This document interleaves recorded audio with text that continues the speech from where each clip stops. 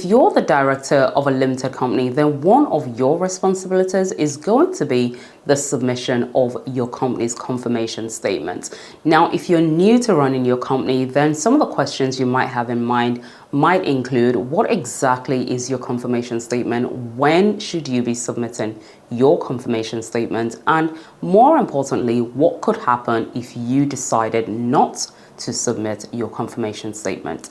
So let's start with one of the key questions then, which is: what exactly is the confirmation statement? Now, the confirmation statement is a form of return that is submitted to Companies House every year, okay? And it's usually submitted at least once in the year. Now, your confirmation statement will usually contain details that may include things like your registered address, your business address, names of the company director or directors, including the distribution of shares, who are the shareholders, as well as your office address. So there's going to be a lot of information that you will need to fill and complete and update on an annual basis when you are submitting your confirmation statement. So it's important to bear this in mind when it comes to the time when you're actually looking to submit your confirmation statement over to Companies House. And that leads me to the next common question around this topic, which is: whose responsibility is it to actually submit the confirmation statement? Well, if you are a limited company director, then you would be legally responsible for ensuring that your company's confirmation statement is submitted on time over to Companies House. And if you happen to own or run a UK limited liability partnership, also known as an LLP for short, then it would be the responsibility of the designated members of that LLP. Now, it's important to bear in mind that if you're intending on opening either a UK limited company or indeed a UK LLP, then this is going to be one of the crucial responsibilities that you will have to take on, and bear that in mind. Now, that leads me on to the timing of your confirmation statement, i.e., when exactly do you need to submit this confirmation statement?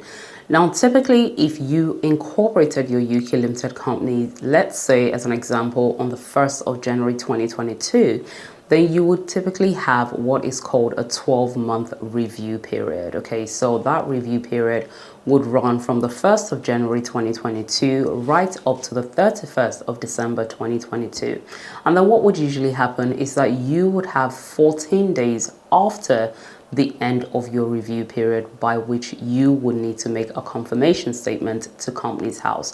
So that will take you to a final deadline date of the 14th of January 2023. Now, what happens when you're in the situation where you've incorporated that company, right, on the 1st of January 2022, but you actually had to file before the 31st of December 2022, i.e., you filed a confirmation statement before the end of your initial 12-month review period. This basically would mean that your new confirmation statement date would change. Okay, so if for whatever reason, maybe you had to change your address or you had to change other details in relation to your company halfway through the year, say June 2022, then that would mean that your new confirmation statement submission date would then fall sometime in July 2023. So really, your confirmation statement date is really going to heavily depend on when you incorporated your UK company, as well as if you made any changes in the last 12-month period, and whether or not that has now affected your next submission date. Now, there's one key thing that many business owners actually tend to get wrong, which is the distinction between their annual accounts and their confirmation statements. Now, whilst both of these are actually submitted at least once every 12 months or once a year, your confirmation statement is really for you to be able to confirm that details regarding the internal structure of your company are up to date and accurate with Companies House. Whereas your annual account actually serves to simply show information regarding the financial performance and activity of your company. So both of these are submitted at least once a year, but in terms of their actual purpose, they do tend to differ. Now let's talk about what could happen if you actually fail to file your confirmation statement. Now, failing to file your confirmation statement when it's due over to Companies House could actually lead to a situation where your company is struck off, okay? That means your company is struck off or completely dissolved by Companies House, and that company can no longer legally trade, okay? It could also be that the company director or directors of that company are actually prosecuted.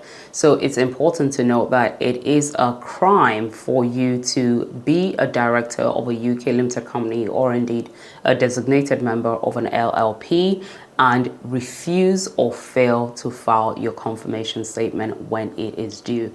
And that includes even when you're in a position where you have no changes to report regarding your company over to Companies House. So when it is due, do make sure that you take the relevant steps or get in touch with an accountant to help you file your confirmation statement.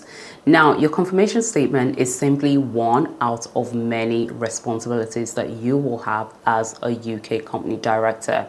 However, in this video here, I have gone through a list of key responsibilities that you would have as a director who owns and runs a UK limited company. Click here to watch it now.